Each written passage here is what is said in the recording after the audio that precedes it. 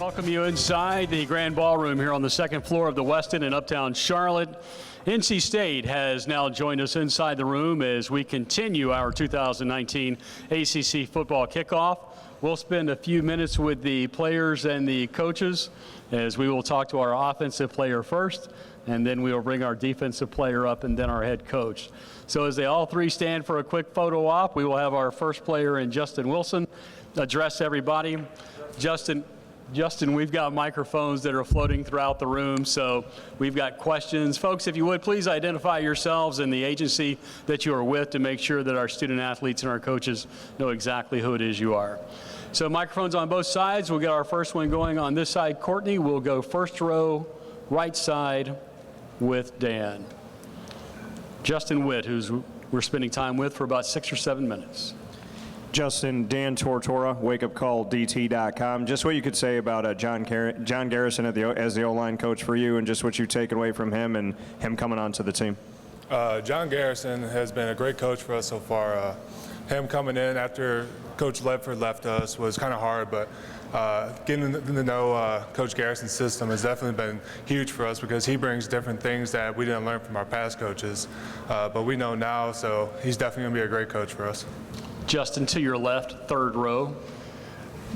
Bob Holliday, WRL.com, Justin. Officially, your offense is called the Pro Tempo offense. How will it look this season? Obviously, some different personnel, but what will determine whether it's as effective as it was last year? It comes down to us as the players.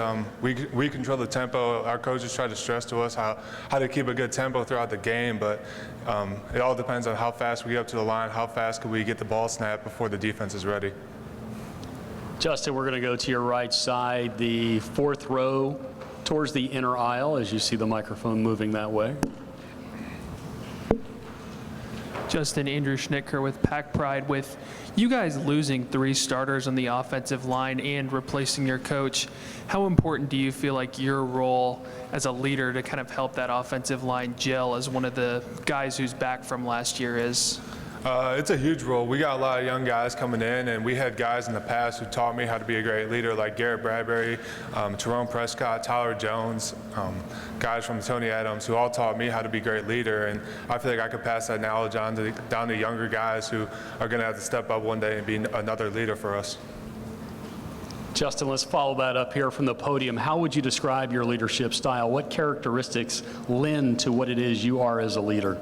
I like to be a vocal leader. I like to lead by example also. I feel like if I'm doing the right things, younger guys could look at that and be like, all right, I want to model my game after that, or I want to act like that outside of the field. I feel like I could just lead younger guys by example.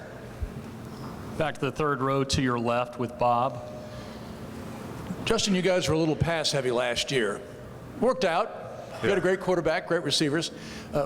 But with the change in personnel to where you're younger at those positions, would you expect to be more run-oriented this year? I feel like we're going to run the same offense. We got great quarterbacks who could come in and step up after Ryan Finley left. We got great running backs who would step up after Reggie Gillespie left. I feel like we're going to run the same style of offense and be more explosive with some of the guys that we have coming in now. No, I feel like it's going to be pretty much the same that it has been.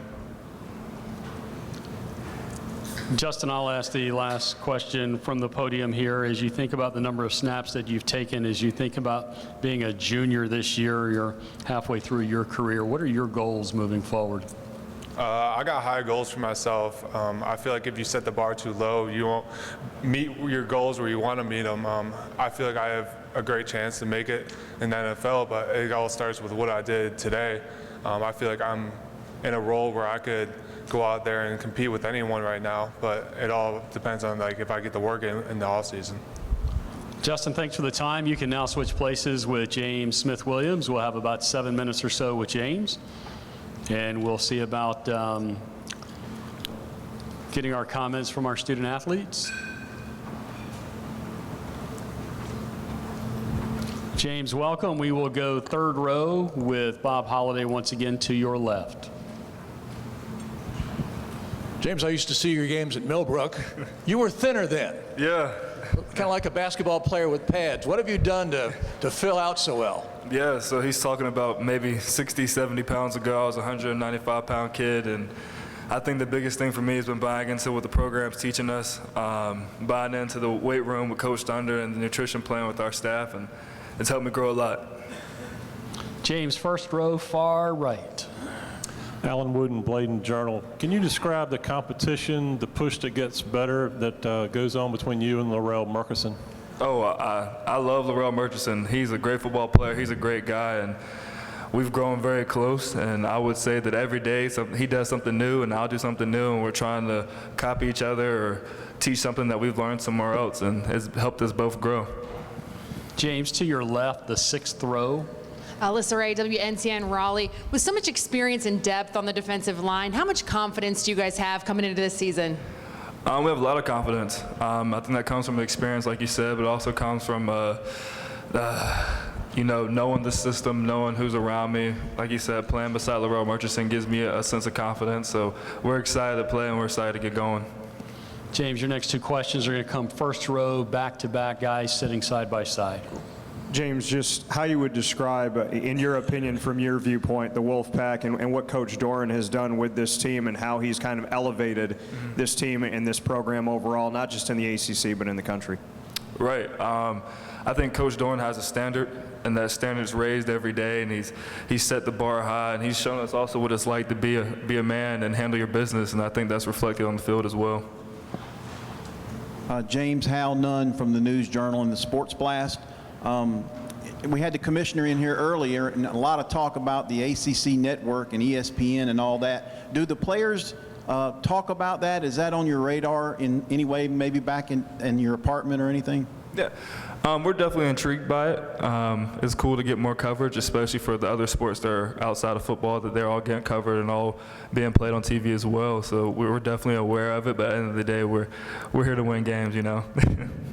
We're going to go back to Bob to your left in the third row. James, for several years now, you guys have been really good at stopping the run, less good at stopping the pass. I believe last year was a little better than the previous year, but I think you'd agree 11th is maybe a little higher in the league than you'd like to be. You returned 3 of your 4 top players from the secondary. Is this the year State gets better in the secondary in pass defense? Yeah, I think those guys have the experience and the confidence that we need to be the best possible defense on the field. So I'm excited to play with them. I know they're excited to go too. James, from the podium here, what's it like to wear the number 1? It's a massive honor. If you look at the guys who came before me, Jalen Samuels, Steph Lewis, and all those guys were hardworking guys that were really well respected in the program, and I think that's reflected in the number 1, so I'm excited to be wearing it. Other questions from the room for James? James, you're excused. Thanks for the time. We will bring Coach Doran up for about 15 minutes of time with him.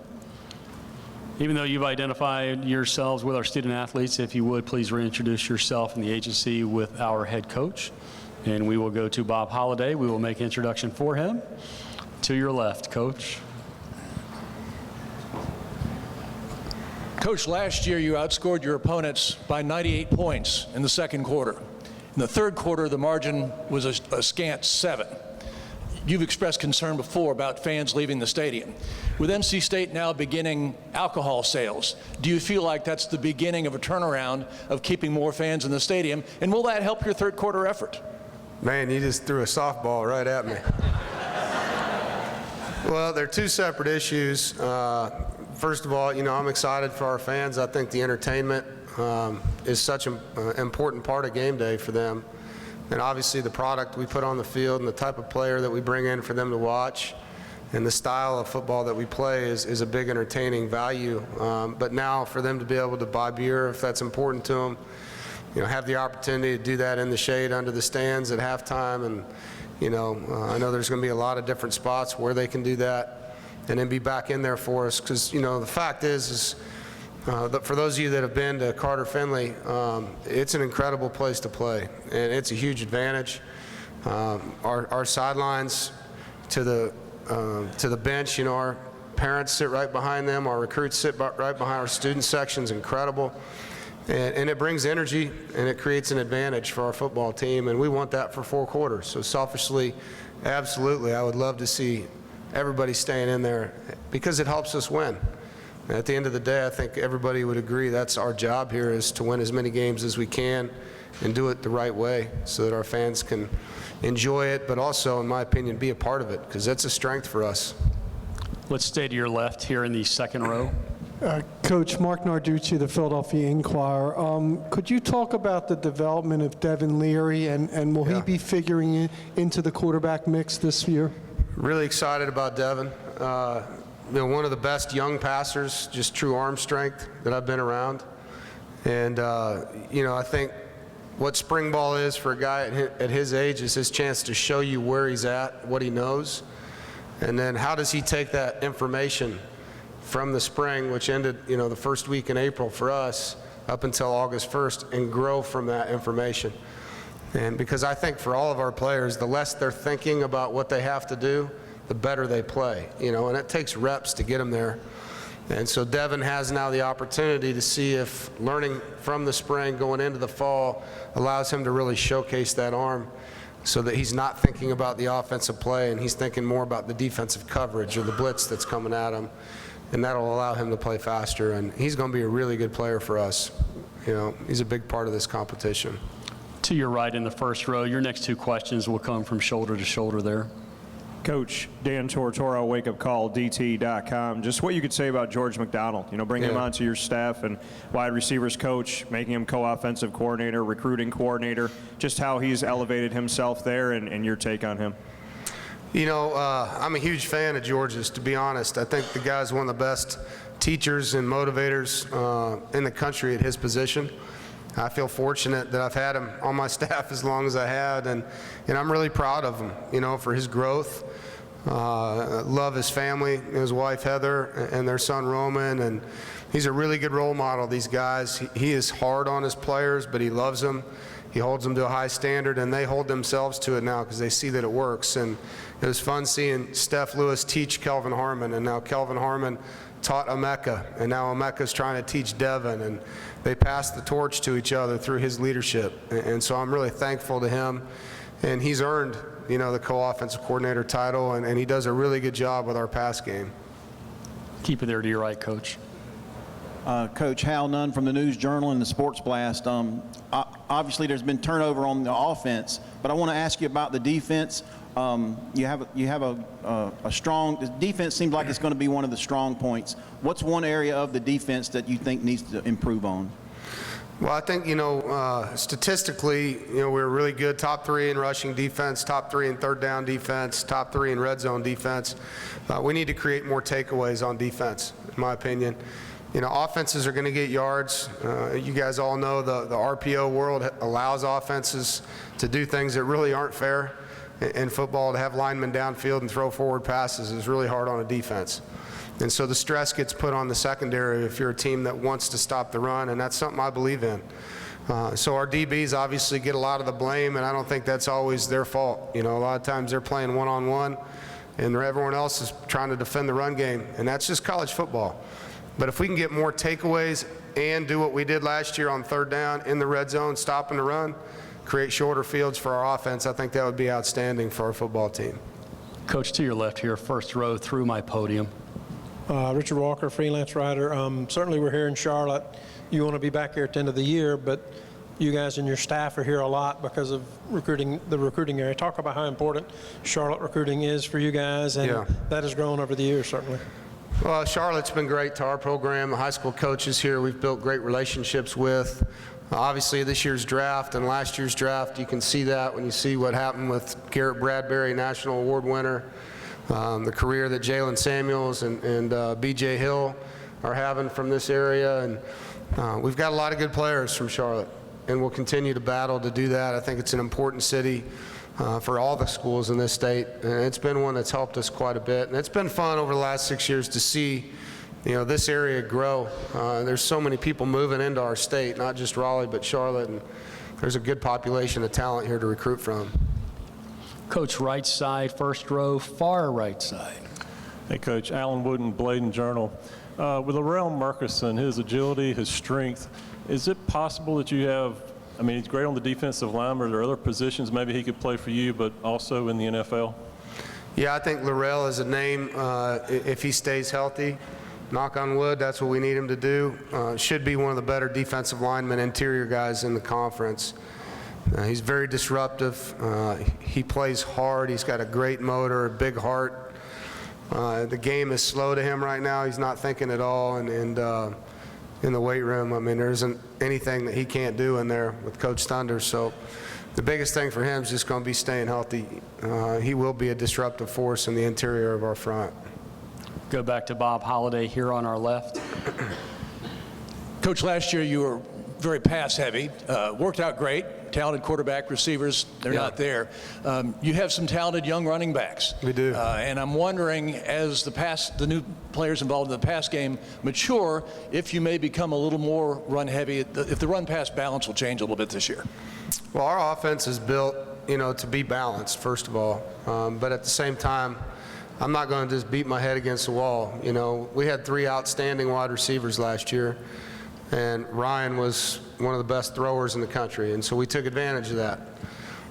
We'll see what we end up with this year. I'm excited about Ricky Person and really excited about our young backs, Zonovan Knight, Jordan Houston, Delbert Mims. We've got 4 talented running backs, but they need to get into camp and show that they can hang on to the football and that they'll protect our quarterback and do all the things that Coach Kitchings demands from them. But, our offense is trying, constantly evolving. But one thing that does remain constant is I want to be a balanced football team. I want to run it when I want to run it. I want to throw it when I want to throw it, and be able to have the confidence with our offensive line that they can do both. And I think if you get too one-sided to that, it gets really hard now to shift to the other when you need it in a football game. Coach, if you'll look up the center aisle, 6th row, red shirt. Coach, Charlie Pogakar, the Hillsborough News of Orange County. With Peyton Wilson coming off the issues with his knee, what can you say about what you've seen from him this spring and where he stands coming into the season? Well, he's chomping at the bit. I mean, I'm going to tell you, Peyton's an incredible competitor. He was a great wrestler, incredible player in high school, and hasn't been able to play in a long time. And he's healthy, he's fully cleared, and probably more excited to play in training camp than anybody on our football team. And he's in the office all the time watching tape on his own. I see him every day. He's really, really looking forward to this fall. And I'm excited to see him because, the kid loves the game and he hasn't had it in his life. So it's something he's missed, and I'm excited to see him out there doing it. Coach, left side, 6th row, blue shirt. Coach Alyssa Ray, WNCN Raleigh. Do you have a time frame you'd like to establish a starting quarterback? And what impressed you with Matt McKay last season? It'd be great to be able to give you a timeline. I think when it shows itself to us, we'll know. There's a lot of data that we accumulate on a day-to-day basis when we start practice, from completion rate to touchdown interceptions to who can stay on the field and create the most first downs to our red zone opportunities and what happens down there. Do they score? Do they kick a field goal? Do they turn it over? To 2-minute drills. And you accumulate data over time and see who has the lead. And sometimes it's really telling, and sometimes it isn't. And so I wish I could give you a deadline. I don't know it. It's on the players to show me who it is, to be honest. And I want to see who's the leader of that group, How do these guys play for them, and who can inspire the guys around them. I know as a guy that played offense in college, we had a quarterback, we would have done anything for that guy. And he got hurt in a game, I remember it. And the next guy came in, and you could just feel the emotion of the huddle leave. And so, you want that guy to be an inspirational part of your offense where they trust and they'll fight for him. And it takes time to find that, And the good thing is we've got options. We've got some good players there. Back in that general direction, Coach, to your left, 4th row. Coach Cameron from Louisville Courier-Journal. I'm not sure. I imagine just being in North Carolina, you've had some contact with Coach Scott Satterfield. Just kind of in your talks with him, just what have been your impressions of him, and how do you think he'll do at Louisville? Yeah, when Coach Sat was at App, they used to come visit us every spring, and got to know him very well. I think a lot of him. He's a good coach. He's a good man. He did a tremendous job at App State. I'm not sure, what the workload looks like for him at Louisville, but I know he's a guy that will do it the right way and work hard at it. Coach, left side, 2nd row. Hi, Coach. Tom Shanahan, the Shanahan Report. North Carolina is a growing state. The talent's been growing with it. you've had a lot of recent success with Raleigh area recruits. Talk about how, since you first got here, how you've tried to tap into that and adapted to it. Well, I think 45 players on our team were from North Carolina when I was hired 6 years ago, and now it's upward of 70. And so we always try to start in the state. It's nice for those young men to have their families close. I think the transition for a lot of people is hard from high school to college, and sometimes having that family nearby helps them through those struggles. And then being able to have them come to the games easily and less expensive and all those things. But it starts with having the talent to do that. You know, I've coached at places where you didn't have that many good players in your state. And I think that's the one thing people don't realize. If you look at the current NFL active rosters, the state of North Carolina is represented very well. It's in the top 10 for active players in the NFL. And so there's a lot of good players in the state. And so we're fortunate to have that. And then surrounding the state, you know, the states that touch our state, we're in those states heavily as well.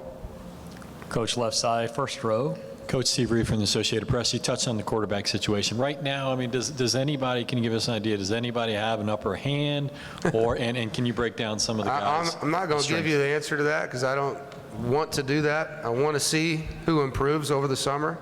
And I'm not trying to hide anything. I mean, I just think you're talking about a transfer that came in January, a kid that redshirted last year, and a kid that's in his third year. And there's a lot of growth that's going to happen from the end of that spring to the beginning of this fall.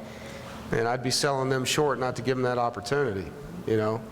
And once we see where it's at, obviously Matt has been here the longest, has taken the most reps, and so he has that value for him. But, you know, I'm really excited to see these guys compete. And I think that's what they signed up to do when they came here, and we need to give them that opportunity. Coach, from the podium here, special teams never gets a whole lot of love during these press conferences. Talk about Mckenzie Morgan. Yeah, I mean, we're fortunate with Mckenzie coming in, to bring him in a year earlier than he would be the starter, to follow A.J. Cole, who in my opinion was a really good punter for us, but he's one of the greatest human beings I've been around. And so for Mckenzie to get to see him and shadow him for a year, I'm excited for him. And he's got a lot of ability. You know, he can punt on the move, being a guy that was an Australian rules player, and but he can also sit in the pocket and directional punt. And he's got a great personality. He's an older guy that has a lot of experience behind him. And he's in a room with the guy that had great success last year in Chris Dunn. And, you know, Chris was a weapon for us as a field goal kicker a year ago, and, you know, kicked a 50-plus, I think it was a 54-yard field goal in our spring game. Might have been longer than that, and drilled it. I mean, it would have been good from 60. So he's getting better and coming off of a year where he was a freshman All-American.